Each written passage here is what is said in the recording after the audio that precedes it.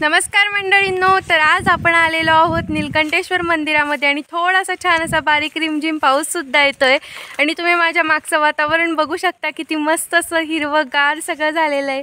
कारण आताच नुकतंच पुण्यामध्ये खूप जास्त असा पाऊस पडून गेला आहे आणि आता सुद्धा थोडीशी रिमझिम अशी चालू आहे.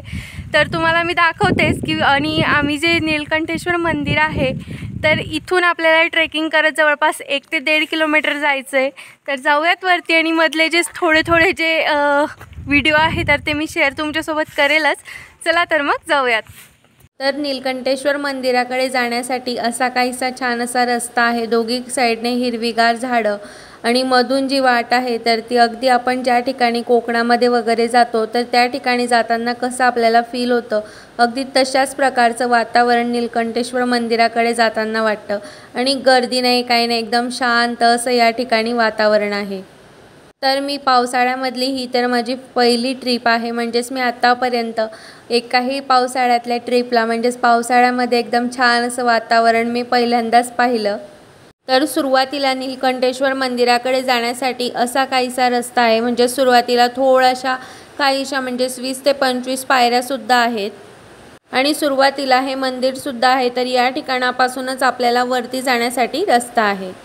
तर या ठिकाणी खालीच पार्किंगची सोयसुद्धा आहे. तर पार्किंग म्हणजेच 2 व्हीलर पार्किंगसाठी 10 रुपये आणि 4 व्हीलर पार्किंगसाठी 20 रुपये या ठिकाणी पैसे आपल्याला पे करायला लागतात.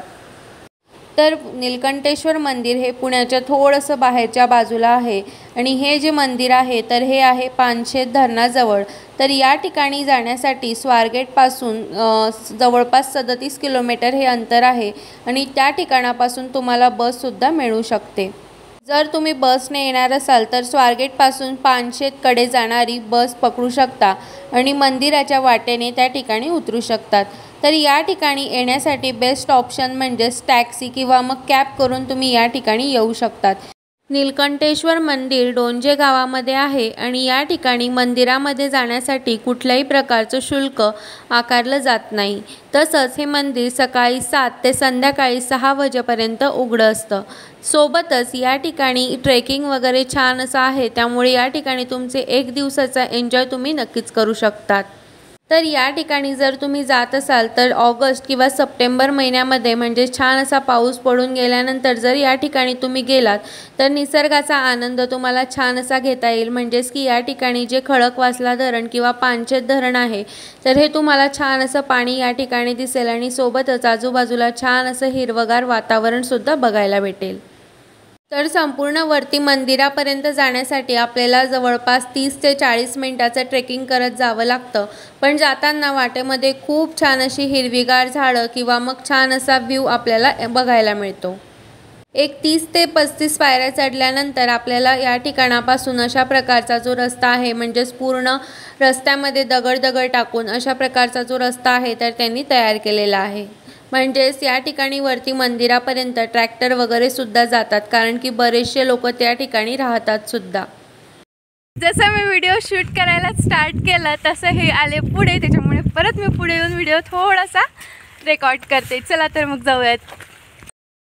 तर बघा इथे थोडंसं पाऊस बारीक पडतोय, त्याच्यामुळे मस्त असं दगडांमधून छान असं पाणीसुद्धा वाहते आणि हे सगळं असे दगडच आहेत. स्टार्टिंगला थोड्याशा एक 20 ते 25 पायऱ्यासुद्धा आहेत आणि त्यानंतर मग सगळा रस्ता असा आहे. आणि इथला व्ह्यू बघू शकता, एक नंबर मस्त असा व्ह्यू आहे.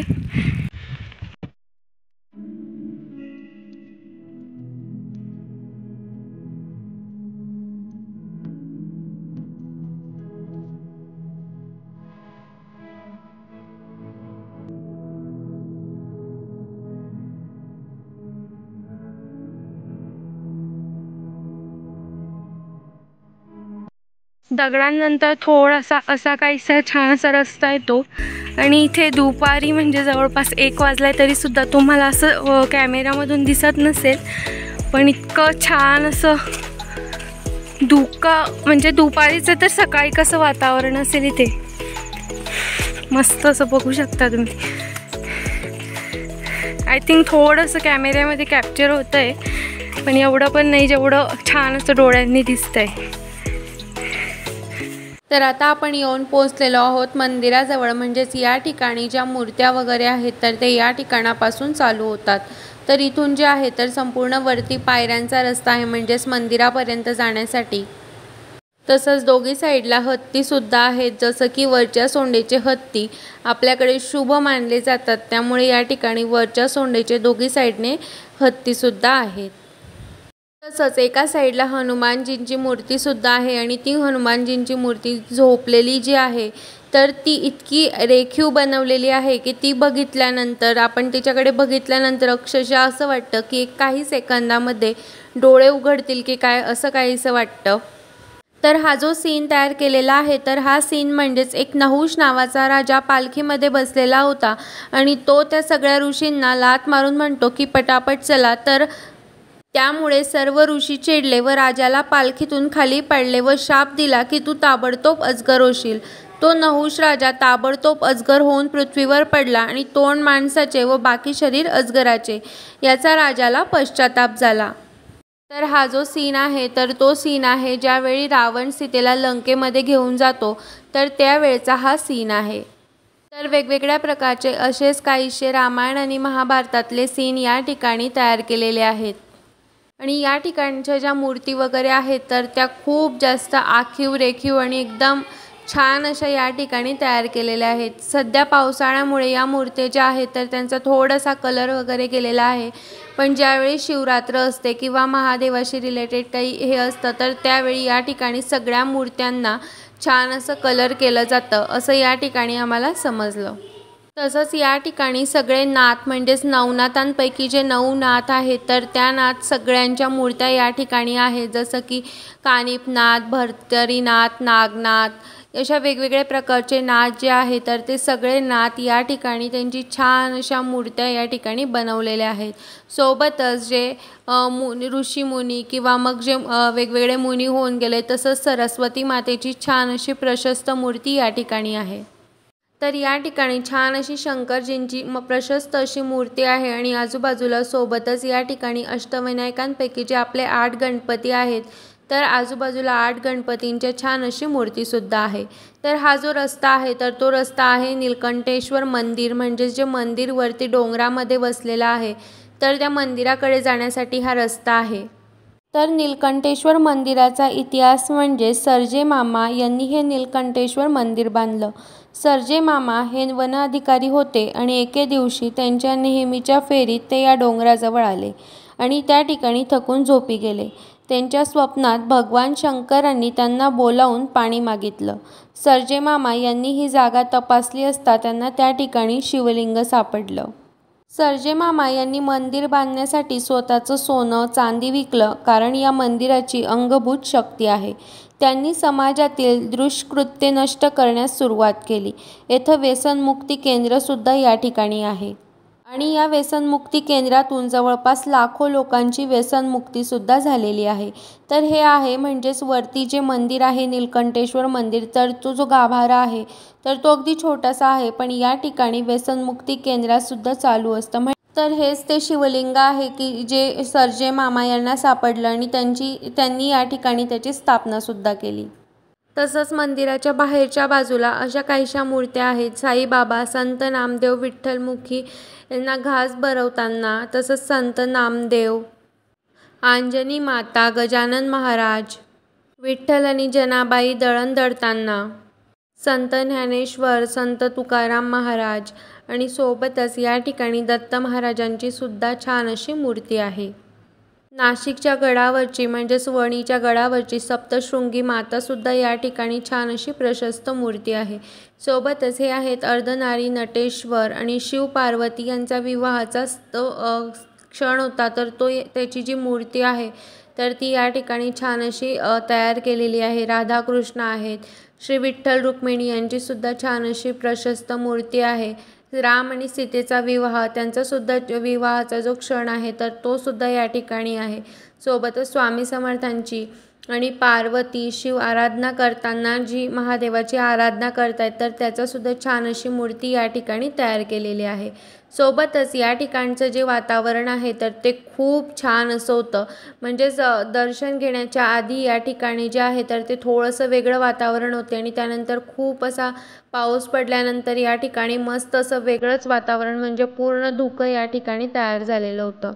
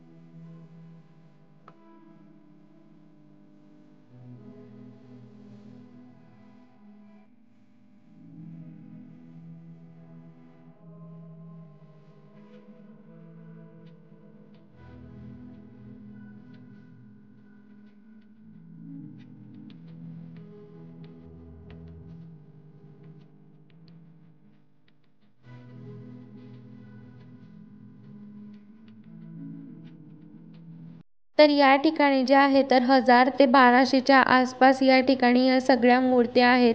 आणि या मूर्त्यांमधून काही जे रामायण महाभारत किंवा श्रीकृष्णाशी जे रिलेटेड काही क्षण आहेत तर ते या ठिकाणी छान असे सीन या ठिकाणी तयार केलेले आहेत. तर हे सगळ्या मूर्त्या आणि या ठिकाणचे जे सीन आहेत तर हे पर्वतीवरती राहणाऱ्या एका कारागिराने हे सगळ्या मूर्ती ज्या आहेत तर ते छान अशा घडवलेल्या आहेत. मंदिराच्या वरती गेल्यानंतर एका साईडला म्हणजेच की डाव्या साईडला थोडंसं वरती गेल्यानंतर तुम्हाला अशा प्रकारच्या या ठिकाणी ह्या ज्या मूर्त्या आहेत तर त्या बघायला मिळतील. अगदी हुबेहूब आणि छान असे सीन या ठिकाणी तयार केलेले आहेत. तसंच रावणचा भाऊ म्हणजेच कुंभकर्ण, तर कुंभकर्ण म्हटलं म्हणजे झोपलेलं. तर या ठिकाणी कुंभकर्णाची छान अशी प्रशस्त झोपलेली मूर्तीसुद्धा तयार केलेली आहे आणि त्यामागचा जो सीन आहे तर तो सुद्धा या ठिकाणी छान असा बनवलेला आहे. तर एवढी पुरेशी मला रामायण आणि महाभारताविषयी माहिती नसल्यामुळे मी तुम्हाला या ठिकाणी डिटेल एवढं सांगू शकत नाही. पण काही काही जे सीन आहेत किंवा ज्या ठिकाणी व्यवस्थित म्हणजेच इन डिटेल इन्फॉर्मेशन बाहेर पोस्टरवरती लिहिलेली आहे तर ती मी तुम्हाला नक्कीच व्हिडिओमध्ये पुढे सांगणार आहेच.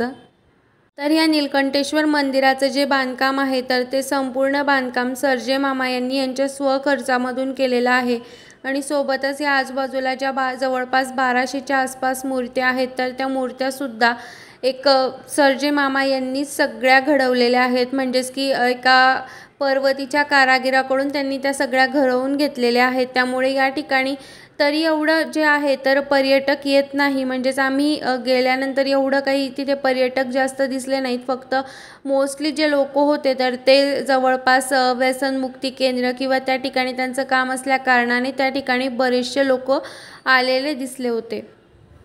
पण हे जे मंदिर आहे तर हे मंदिर पूर्ण वरती असल्यामुळे इथलं जे वातावरण आहे तर हे माथेरान किंवा महाबळेश्वरपेक्षा काही म्हणजेच कमी नाही आहे. इतकं छान असं वाटत होतं, एकदम छान असं सगळीकडे धुकं धुकं होतं. त्यामुळे एकदम मस्त असं या ठिकाणी वातावरण झालेलं होतं. म्हणजेच मी तरी अजून माथेरान आणि महाबळेश्वर बघितलेलं नाही आहे. पण ज्या प्रकारे फोटो किंवा व्हिडिओमध्ये इंस्टाग्राम म्हणा यूट्यूब म्हणा ज्या प्रकारे आपण फोटो किंवा व्हिडिओ बघतो माथेरान किंवा महाबळेश्वरचे तर तिथं अशाच प्रकारचं जे आहे तर ते वातावरण असतं. तर इथे तुम्ही बघू शकता समुद्र मंथन म्हणजेच देवांचा राजा इंद्र याच्यावर प्रसन्न होऊन दुर्वासा ऋषीमुनींनी त्याला आपल्या गळ्यातील दिव्य फुलांची माळा दिली. परंतु स्वतःच्या गळ्याऐवजी त्यांनी त्यांच्या हत्तीच्या माथ्यावर ठेवली व ती खाली पडून हत्तीच्या पायाखाली आली. दुर्वासांनी संतापून इंद्राला अंधपताचा शाप दिला. त्यानंतर इंद्राचे सर्व वैभव शक्ती नष्ट तर झालीच, पण असुरासोबत युद्धही हरायला लागले. शुक्राचार्याच्या आशीर्वादाने असुर पुन्हा जिवंत व्हायचे, पण देवाकडची ही शक्ती नष्ट झाली होती. यातून उपाय म्हणून श्री विष्णूंनी समुद्र मंथन करून अमृताची निर्मितीचा उपाय काढला आणि मंदार पर्वताची रवी व वासुकीच्या नागाची दोरी करून असुरांचे सहाय्य घेऊन समुद्र मंथन केले आणि अमृताची प्राप्ती केली.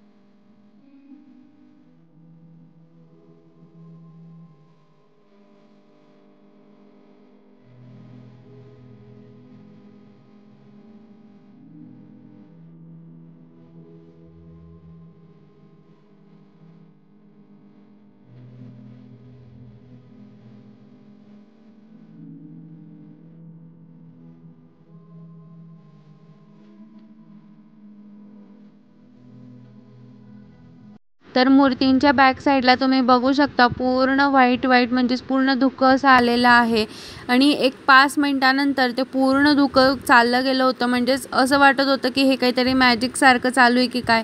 एक 5 मिनिटाने जात होतं येत होतं जात होतं येत होतं असं काहीसं होत होतं.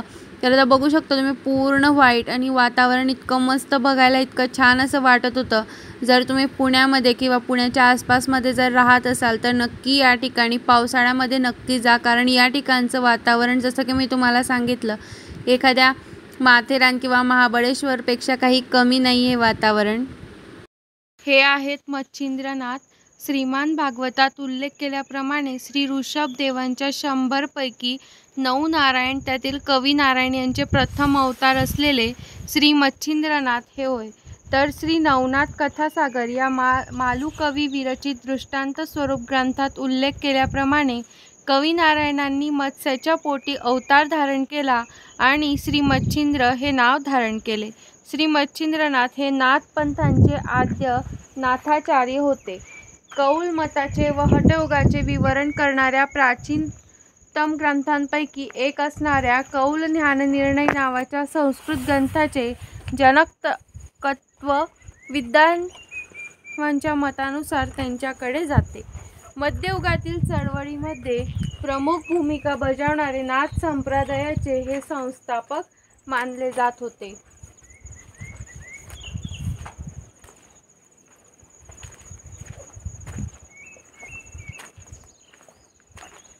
तसंच हे आहेत गोरक्षनाथ. तर मच्छिंद्रनाथ तीर्थाटन करीत असताना चंद्रगिरी गावी आले आणि एका बाईला त्यांनी पूर्वी पुत्रप्राप्तीसाठी भस्म दिले होते. त्यांच्या घरी येऊस अलग असे म्हणाले आणि त्या बाई बाहेर आल्या. तर बाई, तुझा मुलगा कुठे आहे असे मच्छिंद्रनाथाने विचारले. कुठला मुलगा बाबा असं त्या बाई म्हणाल्या. मी भस्म दिले होते, तो वाया जाणार नाही असे नाथ म्हणाले. बाईने ते भस्म उकिरड्यामध्ये टाकले होते. तेथे मच्छिंद्रनाथ गेले. अलख निरांजन असे नारायण बाहेर ये असं म्हणत्याच उकिरड्यामधून 12 वर्षाचा मुलगा बाहेर आला. 12 वर्ष गोब्राने रक्षण केले आणि तिथे तू जन्मला म्हणून तुझे नाव गोरक्षनाथ असे म्हणून मच्छिंद्रनाथांनी गोरक्षनाला तीर्थाटनासाठी बरोबर नेले. गोरक्षनाथ यांचे जन्मस्थान चंद्रगिरी जे बंगालमध्ये आहे, तर संजीवन समाधी गिरनार पर्वत म्हणजे सौराष्ट्र इथे आहे. तसंच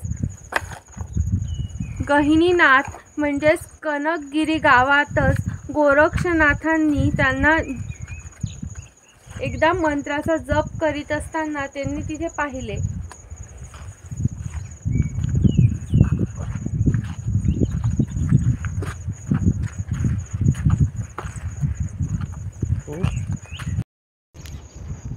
जालिंदरनाथ पांडव कुळात हस्तिनापुरात ब्रह्मद्रव नावाचा राजा होता. त्याचे सोमयज्ञ केला. त्यातील विभूती येण्यासाठी राजांनी यज्ञकुंडामध्ये हात घातला आणि त्याच्या हाताला एक मूल लागलं. अत्यंत सुंदर व गोंडस दिसणारं हे मूल रडायला लागलं आणि त्याला कुंडाबाहेर काढले. आनंदाने राणीकडे येऊन गेला. अग्नीने दिलेल्या या मुलाचे नाव जालिंदरनाथ असे ठेवले. त्यांनी पुढे नाथ संप्रदायाची दीक्षा घेतली. जालिंदरनाथाचे जन्मस्थान हस्तिनापूर मध्ये आहे आणि संजीवन समाधी येवलवाडी तालुका पाटोदा जिल्हा बीड येथे आहे.